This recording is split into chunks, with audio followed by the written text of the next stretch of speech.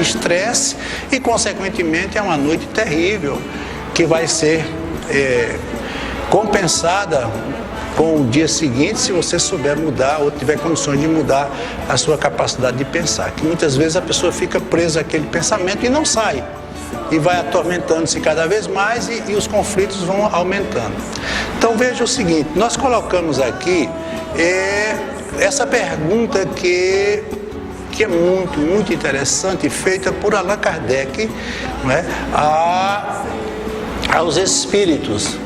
E assim eles responderam essa pergunta, quando ele fala sobre qual o objetivo da encarnação dos espíritos. Ele aqui não fala da reencarnação, ele fala propriamente ou objetivamente da encarnação. Por que é que o espírito, que é um ser livre, criado livre, ele se vê na obrigação de ter essa experiência na carne, na matéria mais densa? E aí, como eu já comentei numa aula dessas, eu não sei se foi aqui no horário da manhã ou se foi à noite, é o único momento que a gente ouve falar de uma imposição de Deus. Deus lhes impõe. O que ele quer dizer com esse Deus lhes impõe? É obrigatório, é da lei de Deus, né? As leis naturais são as mesmas leis divinas. Tudo é lei. E todas essas leis estão escritas aonde? Na Bíblia, no livro sagrado, nada disso. Está escrita na consciência de cada um de nós. Nós temos essas leis latentes dentro de nós. Porque, se você observar, Deus é causa. A definição de Deus é de que Ele é causa primária e origem de todas as coisas. Então derrubamos aquela ideia de um Deus Pai entronado, antropomórfico, que comanda as pessoas, castigando, punindo, protegendo, amparando, tendo os seus prediletos, os seus escolhidos. Tudo isso foram crenças que nós aprendemos ao longo da nossa evolução, tanto religiosa como intelectual, no sentido geral. Mas eles derrubam toda essa teoria dizendo que Deus é uma causa. Uma causa é uma energia que se potencializa.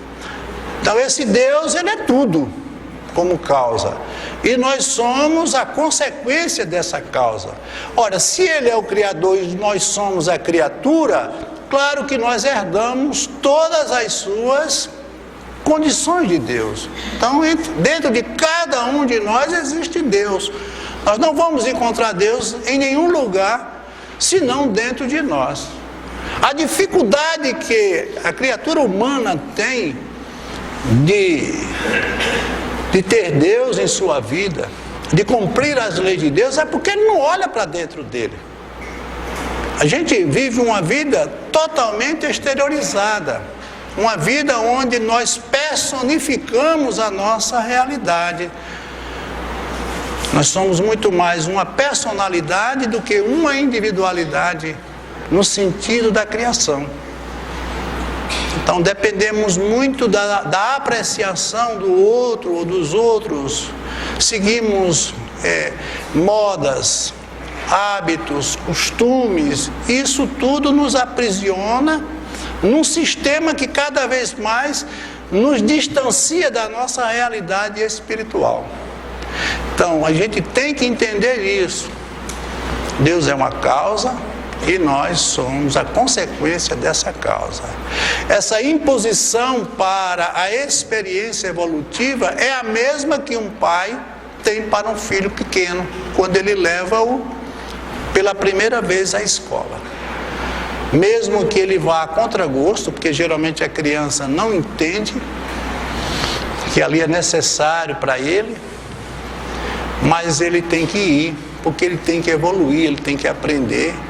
E não é para satisfazer a ninguém, senão a construção do seu próprio caráter, da sua própria realidade espiritual, que é exatamente para chegá-lo para fazê-lo chegar à perfeição. Para alguns é uma expiação, para outros é uma missão. Todavia, para alcançarem essa perfeição, devem suportar todas as dificuldades da existência corporal. Não vejam que tudo que nós enfrentamos é necessário. Nisso é que está a expiação. A encarnação tem também outro objetivo, que é colocar o espírito em condições de cumprir sua parte na obra da criação. Ele é o Criador, nós somos os co-criadores. E a gente vai entender melhor isso mais adiante.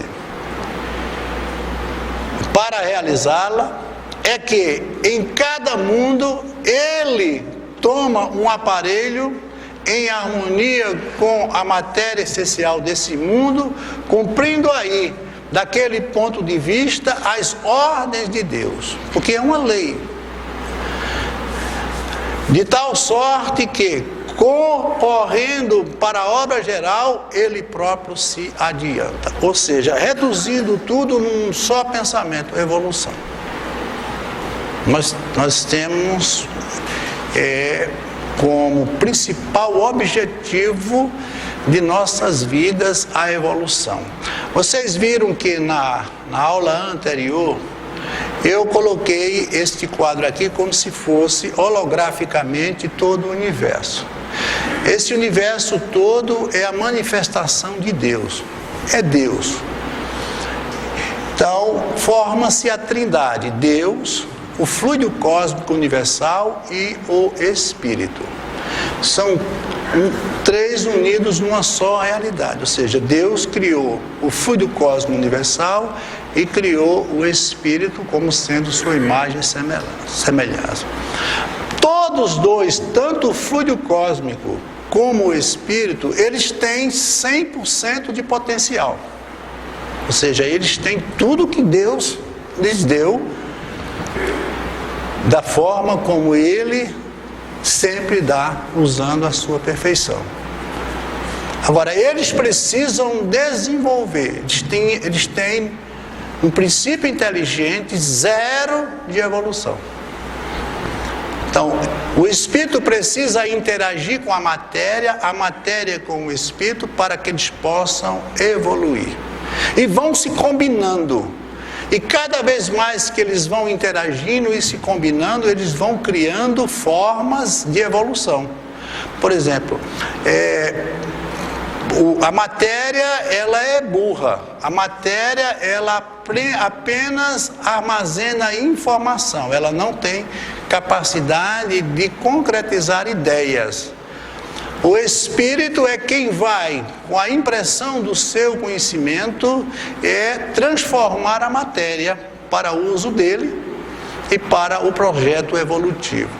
Vamos dar um exemplo aqui.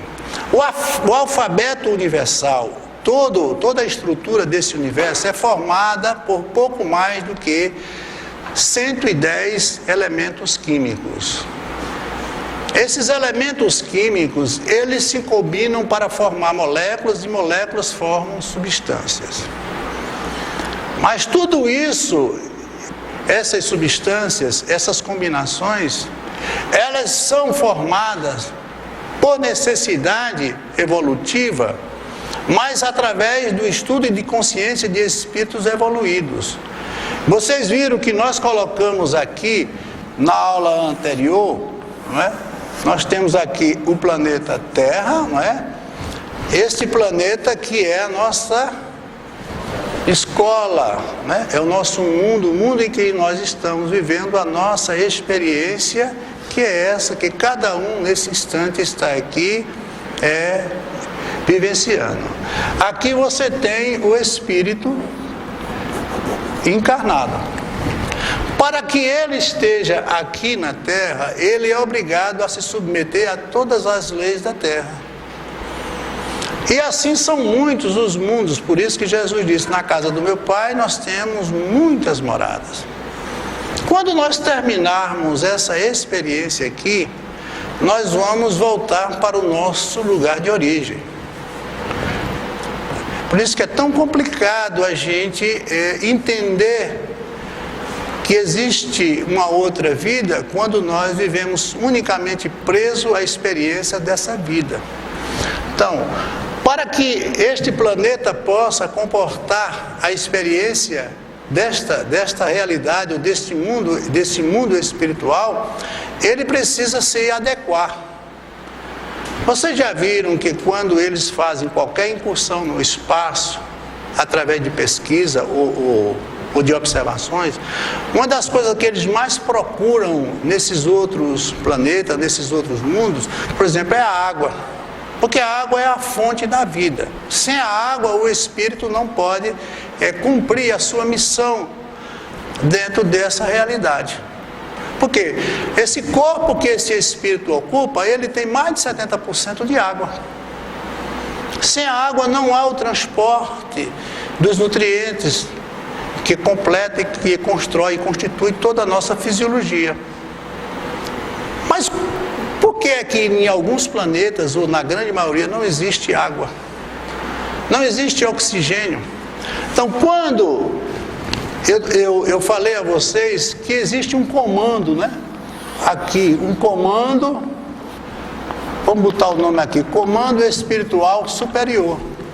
Este comando aqui é quem elabora todo o projeto da experiência terrena. Então, eles estruturaram esse planeta para que o espírito pudesse aqui viver o tempo necessário para o seu processo evolutivo. Então, eles combinaram substâncias, vamos supor, eles pegaram 2 átomos de hidrogênio, né, ligaram ao átomo de oxigênio e formaram a molécula da água. E daí a substância água foi criada para que ele aqui pudesse se adaptar, né? Pegaram 2 átomos de oxigênio, formaram a molécula de oxigênio, e à medida que esses átomos eles vão se ligando e formando compostos, eles vão se transformando em substâncias cada vez mais complexas. Mas tudo isso fazendo parte do projeto evolutivo. Não há outro objetivo senão esse. Então, você pode desencarnar, sair desse mundo e viver uma experiência num outro mundo que não haja necessidade de você ocupar um corpo que ele tenha que usar a água para poder ali vivenciar a sua experiência. A gente tem que entender dessa forma. Não pode ser diferente. Então, quando ele diz que ele vem para este mundo aqui, através de uma prova, de uma experiência, de uma necessidade, significa que ele não é perfeito. Mesmo tendo sido criado dentro de todas as normas de um ser perfeito, mas por ele ainda não ter o atributo do conhecimento na sua totalidade, ele ainda carrega uma série de imperfeições. Então ele cometeu uma série de equívocos, uma série de erros nessa experiência. E ele vai ter que voltar para o mundo do qual ele veio, rever toda a sua realidade e mais uma vez retornar para aqui passar por novas experiências. Quando a gente comentava a ideia de um aluno que, por ser reprovado numa determinada disciplina, ou em mais de uma, ele volta para a escola para vir numa repetição se aprimorar ou adquirir o conhecimento que até então ele não adquiriu. E o que fez com que ele não tivesse adquirido? Uma série de fatores pode ter acontecido. Mas dentre todos esses fatores, faltou aquilo que o espírito mais precisa para cumprir a sua jornada, que é a vontade. Então ele vem trazendo uma série de projetos, mas nem sempre aqui ele soma isso a um desejo, uma vontade. Porque quando ele chega aqui, ele começa a se desvirtuar. Ele, por falta de uma estruturação mental, consciente, e acima de tudo espiritual, ele começa a se entregar mais uma vez às coisas terrenas. E ele vai fugindo do seu projeto. Ele não vai ser castigado, ele não vai ser punido por Deus e muito menos julgado por ele. É a sua própria consciência que vai, à medida que ele vai amadurecendo, vai dizendo a ele o que foi que ele fez e o que ele não fez. É aquilo que Santo Agostinho dizia: ao final de cada dia, eu fazia uma avaliação do que foi aquele dia, verificava os meus erros como também os meus acertos, e com relação aos meus erros, ao acordar no dia seguinte, eu colocava dentro de mim o desejo, a vontade e a proposta de não cometê-los mais. Não é eu ficar me arrependendo, me lamentando, me castigando, me punindo pelos meus erros. É só não repetir mais. Ou seja, se um aluno volta para a escola para repetir uma matéria na qual ele não foi feliz, porque ele não gostava de assistir às aulas, porque ele conversava nas aulas, ele se distraía, ele nem sequer ia para a escola. Consequentemente, ao voltar para esta escola, são esses os quesitos que ele vai ter que resolver, porque foi aí onde ele caiu e ali onde ele fracassou. Daí a gente entender que essa imposição de Deus é consequentemente uma misericórdia. É uma misericórdia de Deus. É como se ele dissesse: olha, você está errado, mas eu acho que você pode acertar. Quantas vezes for necessário. Daí a gente entender por que é que Jesus colocava tanto a empatia no coração dos homens. Por sinal, foi o objetivo maior dele ter vindo aqui. E o que é a empatia? A empatia é a gente querer para o outro o que a gente quer para a gente. A empatia é uma energia potencial que faz com que as pessoas interajam com as outras de forma equânime, ou seja, você sou eu sou você. É quando a gente age de forma reflexiva, ou seja, você reflete o seu pensamento. Por quê? Porque a partir do instante que eu elaboro qualquer projeto visando apenas a minha individualidade, eu estou indo de encontro com um projeto maior, que é o bem de todos. Por isso que eu digo que o mal é quando a gente quer o bem só para a gente, e o bem é quando a gente quer o bem para a gente e para todos. Esse é o projeto. Feito isso, ele vai ter que rever toda a sua realidade. Por que é preciso conviver em família? Por que é preciso conviver em sociedade? Porque, mais uma vez, o espírito, ele isolado, sozinho, ele não tem como evoluir. Porque ele só pode aprender interagindo. Ou seja, se você pegar a matéria e colocar a matéria num determinado lugar, como ela tem zero de evolução, ela não tem como se transformar, evoluir por conta própria. Se você não interagir, ela vai viver a vida toda, a existência toda ali. Mas a partir do instante que você começa a observar, olhar e interagir, você já provoca uma transformação. Esse é que é o grande projeto. Então Deus, ele nos dá um material para a gente utilizá-lo em benefício da gente. A expiação, que as pessoas muitas vezes confundem, serve sempre de prova. Mas a prova nem sempre é uma expiação. Mas provas ou expiação são sempre sinais de inferioridade relativa. Porque o que é perfeito não tem mais necessidade de ser provado. Foi o que nós ouvimos e nós falamos agora há pouco. Pois não, Zé? Essa expressão, Deus não julga, não condena, não absolve, nem premia. E às vezes até choca. É verdade. É verdade, Zé. Nós nos absolvemos, nós nos condenamos, né? E nós, enfim, através dessa centelha divina que tem cada um dentro de nós, somos o nosso próprio juiz nesse processo evolutivo. Todos nós aqui estamos, vamos dizer assim, mergulhados. É verdade. Essa igreja se encaixa perfeitamente. também essa espécie de Deus não julga, não condena, não absolve. Não, porque Deus ele está no comando de tudo, mas ele não pode interagir com uma coisa que ele já predeterminou de forma bem objetiva, o livre-arbítrio. Se eu te dou a liberdade de escolher, eu não tenho por que escolher por você. Logicamente, nos processos reencarnatórios, nós renascemos, reencarnamos praticamente com zero de evolução, porque recomeçamos uma nova história e precisamos de uma ajuda substancial daqueles que nós delegamos como sendo os nossos orientadores, que são os nossos pais. Então eles vão nos orientar, nós vamos nos estruturar dentro de uma família e nessa família nós vamos encontrar todos os materiais e as circunstâncias que poderão nos promover a evolução.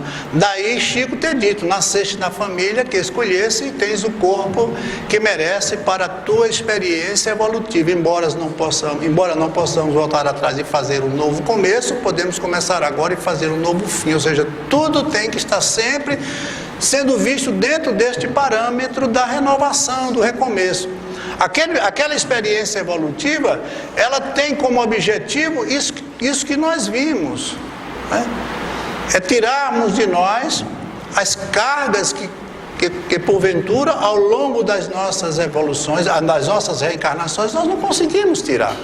É uma depuração do espírito. Por isso que ele diz aí, o que é perfeito só vai criar o que é perfeito. E por que é que eu sou imperfeito? Eu não sou imperfeito. Eu estou imperfeito, agindo de forma imperfeita nas minhas atitudes, no meu projeto. Mas, consequentemente, à medida que eu for evoluindo, eu vou eliminando todas essas arestas. É como quem vai podando uma árvore. Quanto mais velha a árvore for, mais ela precisa ser cuidadosamente podada. Porque ela precisa amparar, tirar as suas arestas, os seus excessos, para ir cada vez mais se purificando. Veja que na própria experiência humana do nosso dia a dia, nós vivenciamos isso. Daí aquela expressão de Paulo de Tarso, quando eu era criança, eu pensava como criança, hoje, homem feito, eu não posso mais pensar como criança. À medida que você vai evoluindo, você já vai se modificando.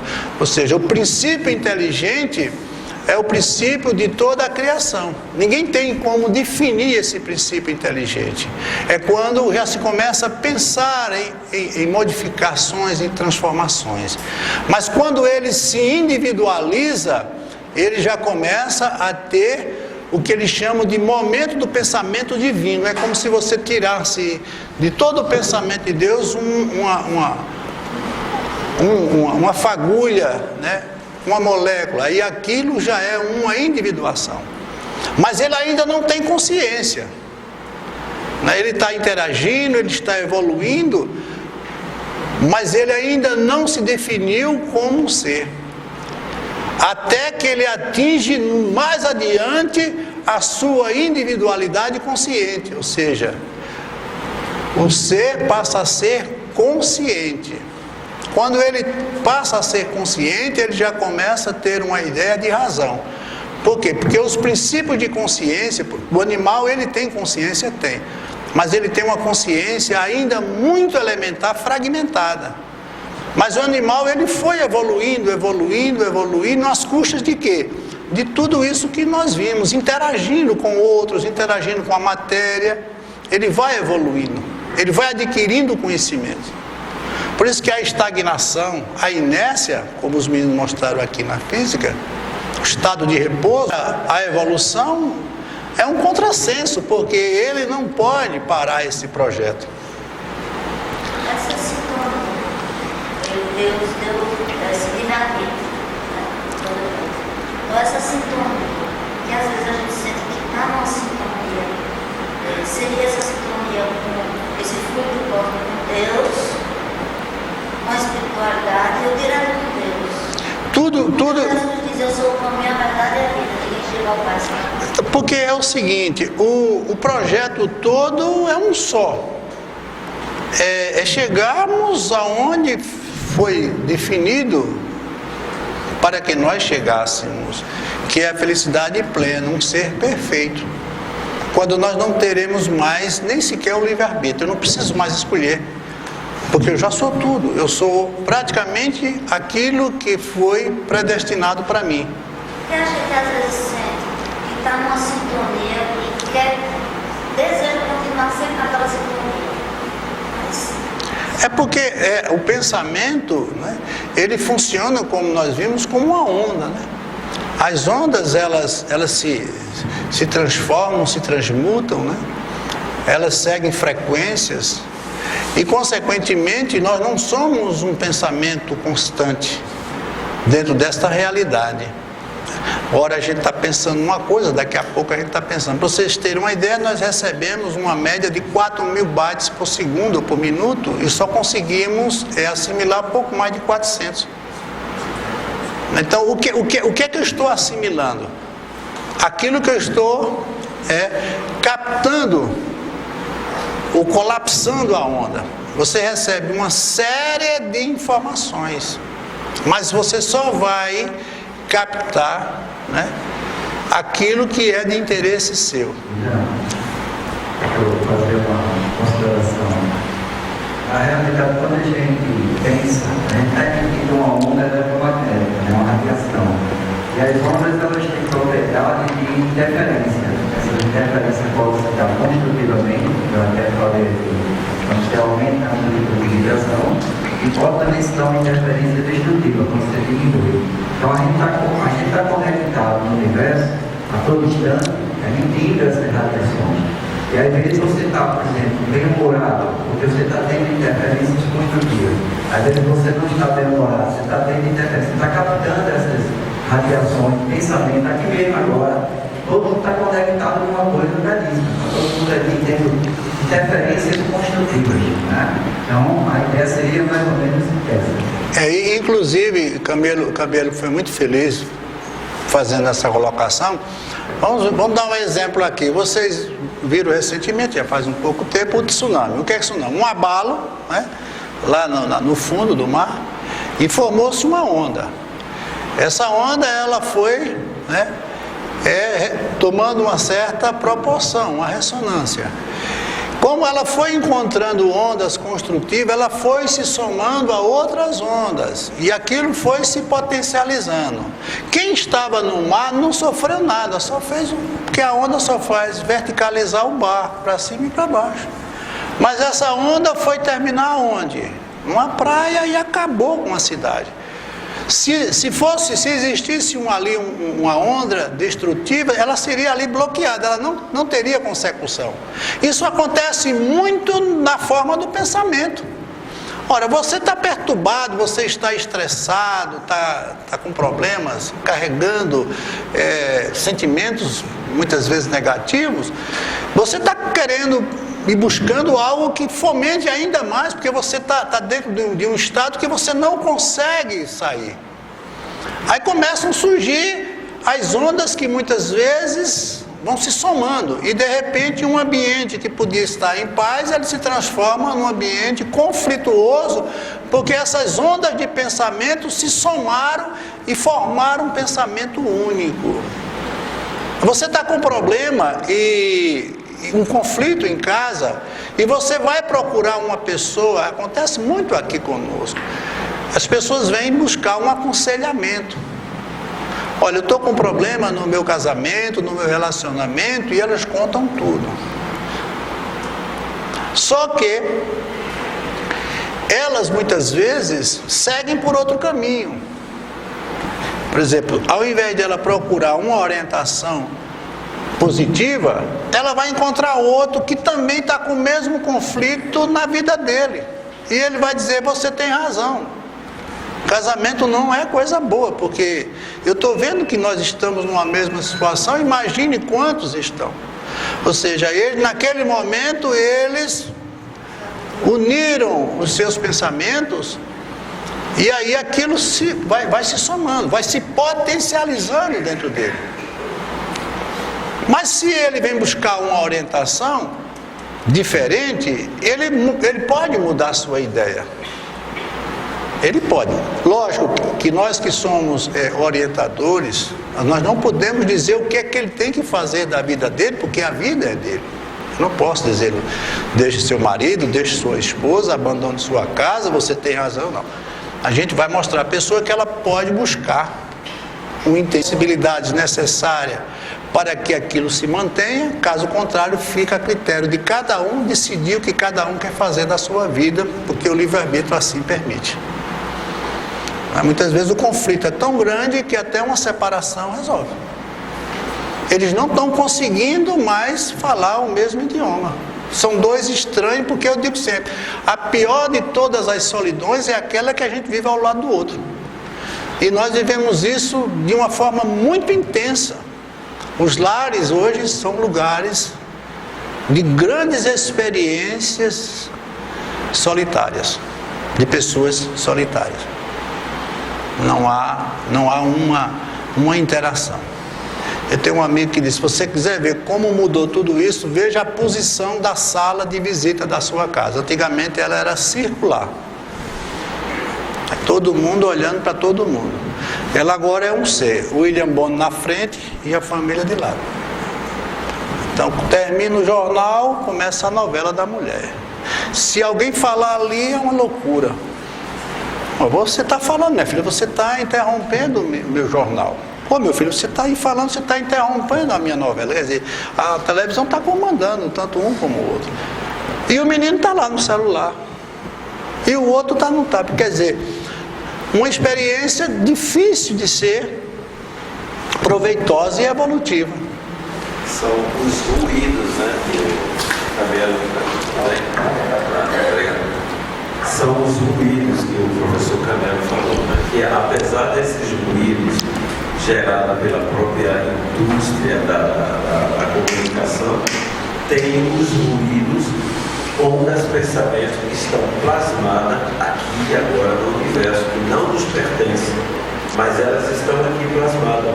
Alguém pensou algo, foi embora e aquilo fica plasmado ali, não acompanha, se desvinculou da pessoa. E pelo processo de sintonia da frequência certa, você pega e capta esse pensamento, seja ele positivo ou negativo. É exatamente como acontece pelos mentores espirituais ao dia, quando quer nos ajudar, interfere exatamente através de uma sintonia onda pensamento. E nós captamos. Muito bem. O que Germano está dizendo é exatamente isso que nós comentamos. As provas. Em que consiste a missão dos espíritos encarnados? Como nós vimos, nós temos aqui, nós temos as expiações e as missões. A expiação pode vir através de uma prova, como foi mostrado também, mas também existem os espíritos que mesmo em processo de expiação, eles vêm com uma missão. Por exemplo, Jesus foi um missionário. O Espírito Perfeito que veio estar conosco, dividir uma experiência como essa aqui. Então Jesus programou tudo isso e ele veio experienciar junto de nós, porque os Espíritos, eles têm isso e faz parte da vida de todos, que é a teoria e a prática. Não adianta você dizer que perdoa se você não viver uma experiência onde haja necessidade de você exercitar o perdão. Então, Jesus, tudo o que ele disse, ele fez. Ele falou de amor e ninguém amou mais do que ele. Ele falou de caridade e ninguém foi mais caridoso do que ele. Ele falou de justiça e ninguém foi mais justo do que ele. Então, tudo que ele pregou, ele deixou como exemplo. Mas veja que a missão dele foi uma missão expiatória até. Usando o termo expiação, até porque ele nada sofreu por ser o espírito que ele era. Porque o sofrimento é decorrente da ignorância. A dor não é sinônimo de sofrimento. A dor é um estímulo, é um alerta, é um aviso. O sofrimento é a consequência de uma dor que não foi entendida, não foi curada, muitas vezes não foi reparada. Então, instruir os homens, ajudar seu progresso, melhorar suas instituições por meios diretos e materiais, foi o que nós vimos logo no começo. Mas as missões são mais ou menos gerais e importantes. Aquele que cultiva a terra cumpre uma missão, como aquele que governa ou aquele que instrui. Nós não temos no mundo espiritual uma cronologia ou uma hierarquia em termos de evolução. A evolução moral não é a mesma evolução material. Sempre ela é progressiva. A evolução material não, ela tanto pode ser progressiva como ela pode ser regressiva. Você pode estar lá em cima financeiramente, como pode estar lá embaixo, e tudo isso não tem outro sentido senão a sua evolução. Ele não entende, muitas vezes, que a queda é necessária. Não havia outra forma dele evoluir. Ele foi tão resistente no seu processo evolutivo que foi necessário ser submetido a um projeto de expiação. Sentir na pele, na própria pele, o que ele até então não havia sentido. Porque quando você faz um mal a alguém, esse mal ele vai ficar sempre em você. Porque você é a fonte geradora do mal. Então, muitas vezes nós encontramos pessoas limitadas em tudo que a gente considera natural e normal. Mas se ela se exceder ou se der a ela qualquer oportunidade naquela área, ela vai continuar cometendo os mesmos erros, porque ela ainda não sequer arrependeu-se do que fez. Porque são 3 coisas necessárias para a evolução do espírito dentro do projeto reencarnatório. O primeiro é o arrependimento. O arrependimento é o reconhecimento do erro. Não é a lamentação nem a lastimação, é o arrependimento. Vejam que isso foi muito bem mostrado na história de André Luiz. Enquanto ele não se arrependeu daquilo que ele não queria entender, achando ele que não tinha cometido erros, por quê? Porque ele vivia uma vida totalmente dissoluta, uma vida totalmente fora da realidade espiritual, porque ele era um homem que possuía vícios, ele não era tão caridoso, mas aí ele vai para uma experiência onde esses campos se abrem e ele vai ter que encontrar a sua própria realidade que até então ele não havia encontrado. E ele não aceita. Eu não aceito que eu adoeça. Eu não aceito perder um parente. Eu não aceito. Mas por que você não aceita? Você vive num mundo onde existem muitas injustiças, mas me mostre um injustiçado aqui. No dia que você encontrar um injustiçado na obra de Deus, ele falhou. Porque cada um tem o que merece. A gente muitas vezes brinca com o vento e não observa que a gente muitas vezes que lá na frente está criando as tempestades. E aí ele vem cerceado, limitado em todas as suas prerrogativas evolutivas ou de liberdade. Por quê? Porque há uma necessidade. Porque ali é matéria a ser estudada e aprendida. Uma vez ele aprendendo, ele se libertou e segue o seu caminho já em busca de outras e novas experiências. Ele não vai ficar mais preso naquela experiência que ele fez. Eu peguei, hoje de manhã eu estava lendo um livro e vi essa expressão, esse textozinho aí de Paulo de Tarso, nesse livro, nessa carta aos Tessalonicenses, capítulo 5, versículo 32. E vosso espírito, alma e corpo sejam conservados íntegros. Veja que ele já faz aí uma grande separação entre espírito, alma e corpo. Qual é a diferença que há? Vejam aqui neste gráfico que nós colocamos na aula anterior, mas nós não chegamos sequer a comentar. Você sabe que o primeiro corpo que nós adquirimos é o corpo causal, que é o espírito. O espírito é a causa. Nós não vimos lá no começo que é Deus, causa primária, então nós somos essa causa secundária. Deus é a causa principal, nós somos a causa secundária. Mas para que a gente possa evoluir, a gente tem que construir elementos no projeto evolutivo. Então, o primeiro corpo que a gente tem é o corpo mental. O que seria esse corpo mental? É o corpo elaborado de acordo com a sua evolução.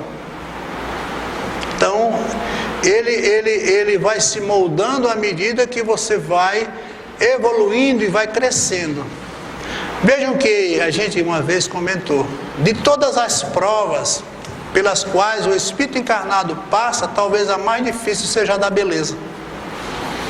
Porque a beleza leva à vaidade, a vaidade leva ao egoísmo, à superação, ao mais, ao melhor, ao mais belo. Consequentemente, como a principal condição para o projeto evolutivo, que é a virtude que Jesus mais divulgou e esperou de nós, que é a virtude da humildade, ele não consegue desenvolver. Porque o egoísmo obstacula tudo que se refere à humildade. Ele sempre é mais. Então, este corpo mental é o corpo, talvez o corpo mais importante que nós tenhamos. Depois deste corpo mental, ele vai formar um corpo perispiritual, ou seja, ele vai pegar o fluido dessa experiência. Por exemplo, o planeta Terra possui um fluido que envolve todo ele. Vocês vejam que o planeta, eu mostrei, que o planeta ele não só possui o seu território físico como nós conhecemos, nós temos aqui as várias dimensões da espiritualidade. Bem próximo da Terra nós temos um umbral, nós temos uma área intermediária chamada perumbral, para nós chegarmos a um nível mais evoluído, que é o plano da luz, onde o espírito já está bem mais liberto de todas as suas provas, das suas expiações, das suas dificuldades, até chegar ao plano da perfeição.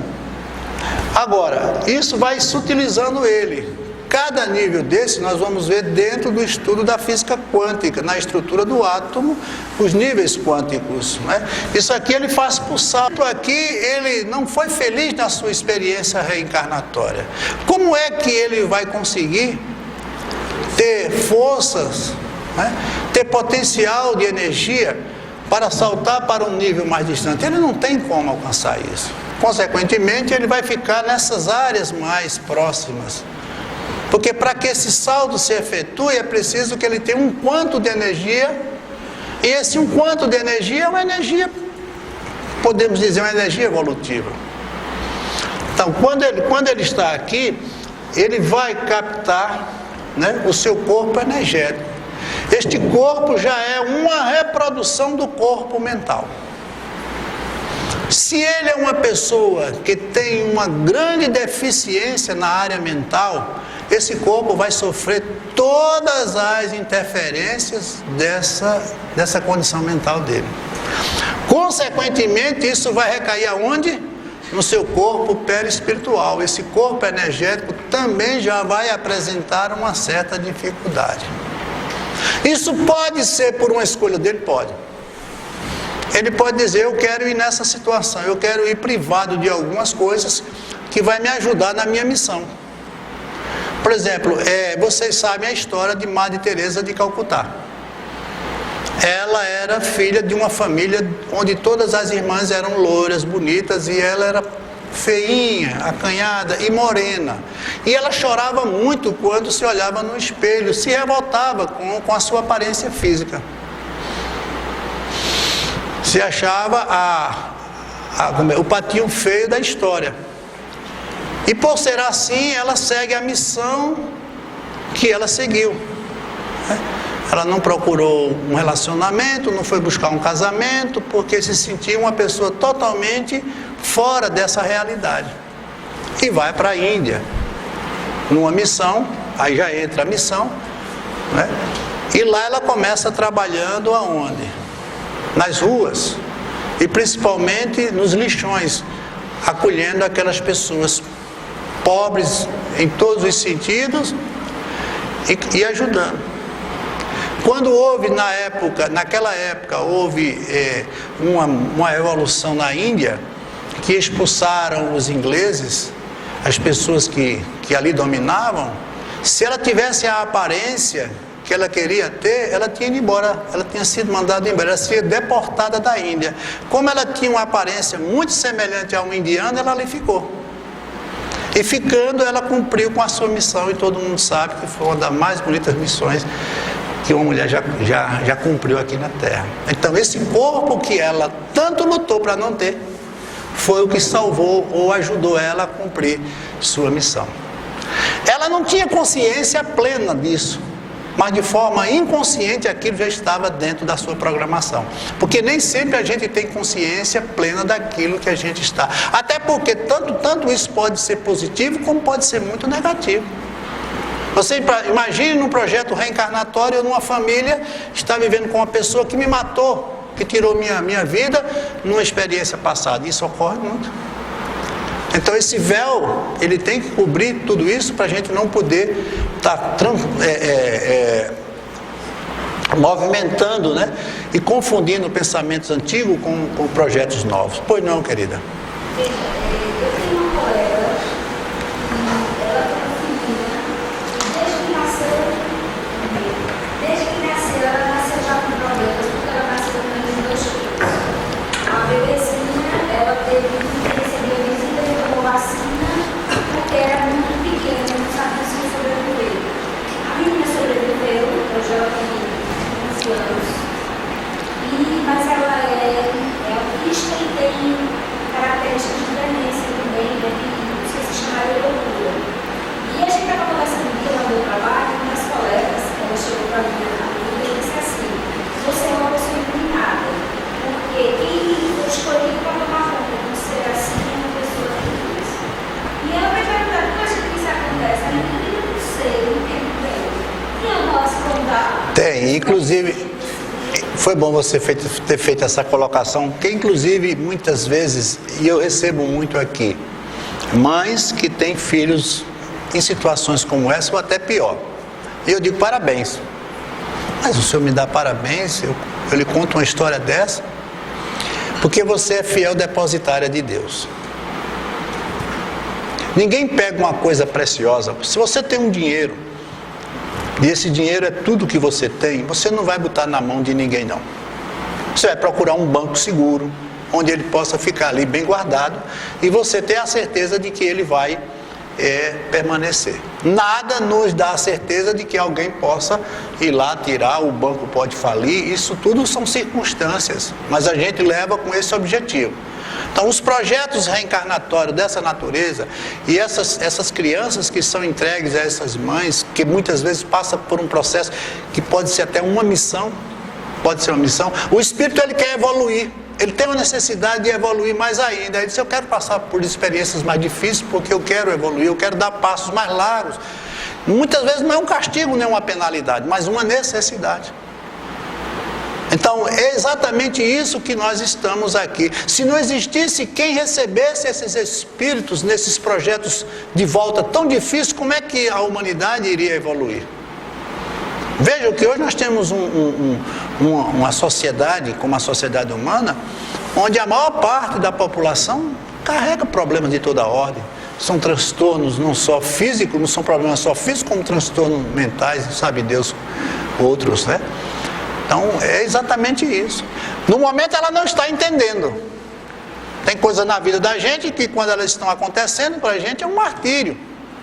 Por que é que eu estou sofrendo tanto? Não sabe ele que muitas vezes aquilo é um processo de um expurgo, né? É um processo de um aprimoramento por um caminho difícil, como está sendo aquele, mas que é necessário. Você pode observar que nos momentos felizes, nas conquistas, nas realizações, nós avançamos muito pouco. Muito pouco. Se você olhar direitinho a sua vida, você traz como pontos positivos muito mais as dificuldades superadas, aí são as superadas, do que as alegrias conquistadas.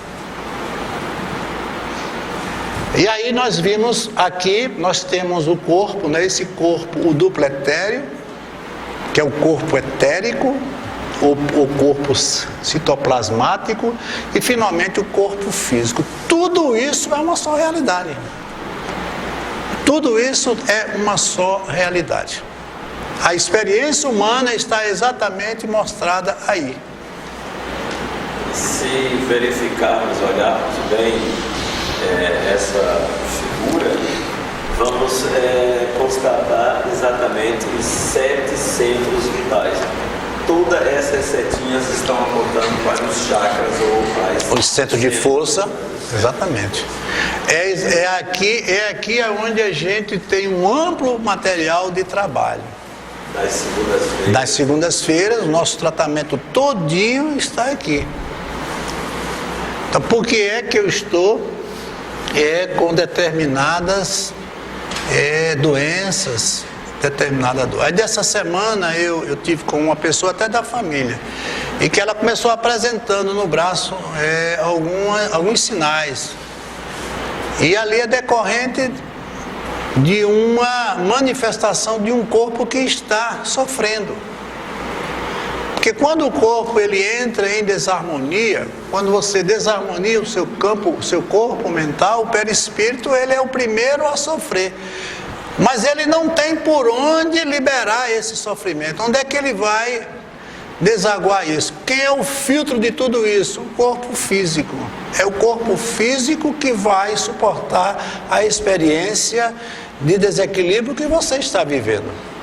Então isso vem através, por exemplo, se esse espírito aqui, ele cometeu um grave erro, atentando contra a própria vida, e esse erro ele não foi retificado, ele não foi consertado na experiência anterior. Ele traz isso como uma deficiência.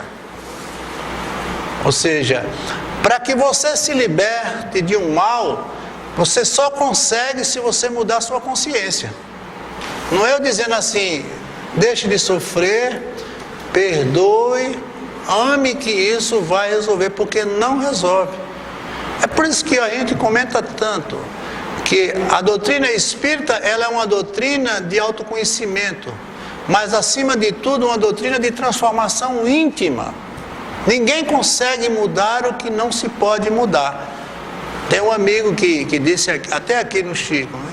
Um homem só leva um cavalo para beber água. A humanidade todinha não obriga ele a beber se ele não quiser. Tudo é uma questão de consciência.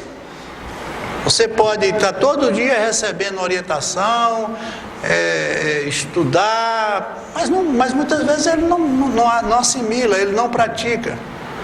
Não adianta você passar meia hora numa igreja, numa casa espírita, vendo tudo que pode ouvir de bom, mas na sua vida cotidiana você não pratica nada. Então ele aqui é refém do que ele traz dentro do seu corpo mental. Todas as vezes que ele sofrer qualquer queda no emocional, isso vai se desencadear no processo do corpo físico. É como o Germano falou, no centro de força. A depressão mesmo hoje já está caracterizada como uma desarmonia muito grande no plexo solar, que é essa região que fica aqui em volta do nosso abdômen, mas num centro de força chamado esplênico.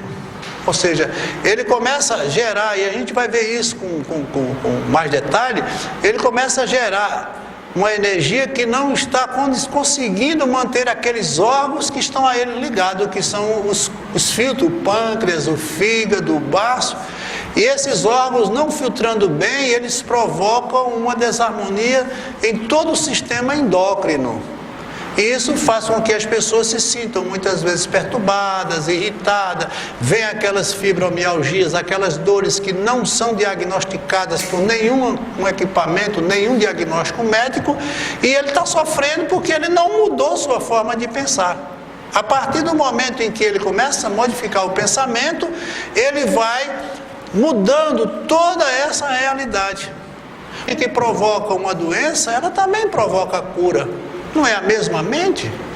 Tanto eu posso pensar no bem como eu posso pensar no mal, porque o livre-arbítrio assim me permite. Se eu sou uma pessoa estressada, tensa, todo o meu corpo está estressado e tenso.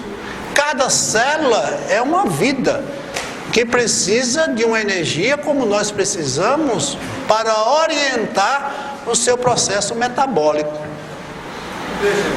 Pois não, Zé? costumo fazer eu não sei se estou correto nessa minha observação, mas eu costumo imaginar o livre-arbítrio como se de repente Deus me tivesse dado uma propriedade onde eu pudesse cultivar as coisas do Espírito da maneira mais agradável, da maneira mais necessária para o meu processo evolutivo. Mas tivesse colocado uma corrente elétrica em redor dessa propriedade e dissesse assim: todas as minhas leis estão aqui dentro desse local que você cultiva.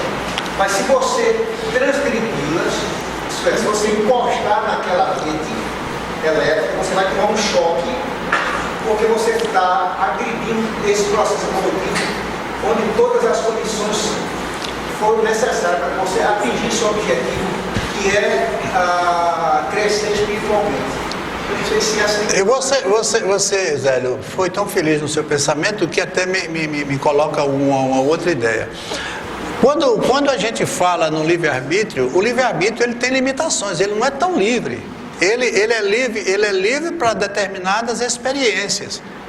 Mas quando ele determinou o livre-arbítrio, a coisa que ele mais esperou de nós foi o limite. Tudo tem que seguir uma ideia e um limite. Por exemplo, comer é bom, não é?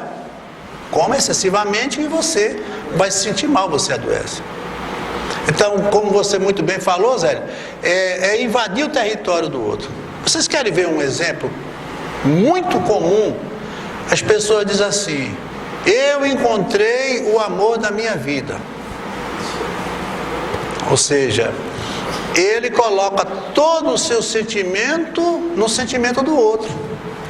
É como se eu fosse morar numa residência que não é a minha. Morando na sua casa, eu vou ter que seguir as normas de sua casa. Ou seja, eu não consigo me sentir livre nem à vontade.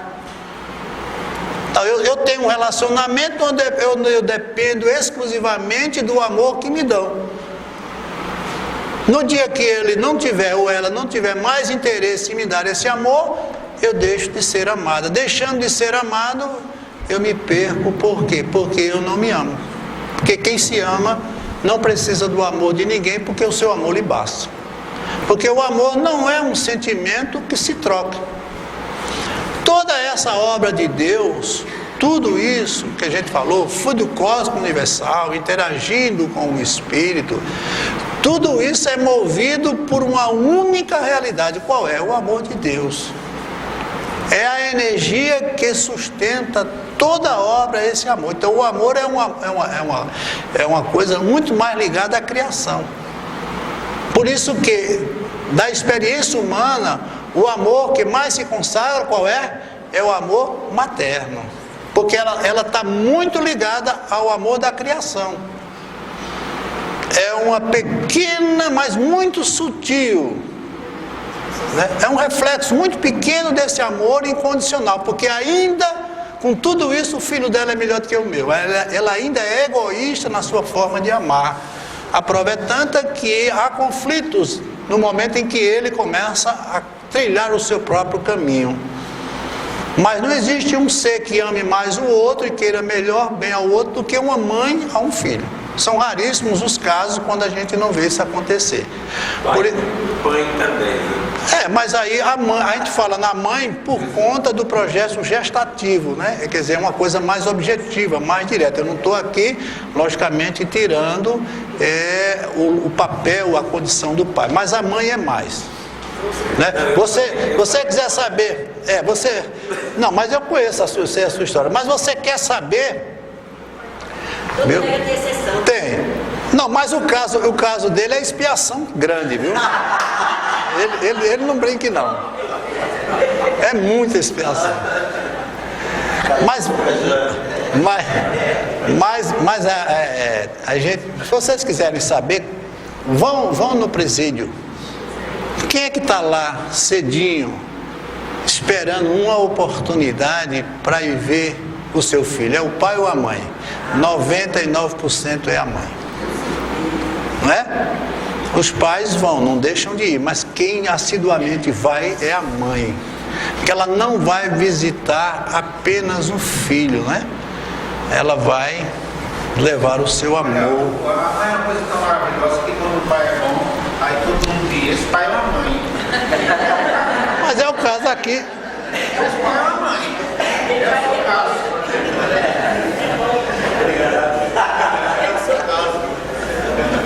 É verdade. Então vejam que da mesma forma que nós colocamos aqui, não é, esses níveis, existem também os níveis de consciência, né? A mente é o grande repositório de todas as experiências que nós ao longo das reencarnações vamos adquirindo. Então, por isso que nós temos as 3 áreas do consciente. Nós temos a área consciente, a área subconsciente e a área inconsciente. Mas temos também uma outra área que pouco se fala, que é a área do superconsciente. É uma área de uma projeção mais elaborada, está bem mais acima.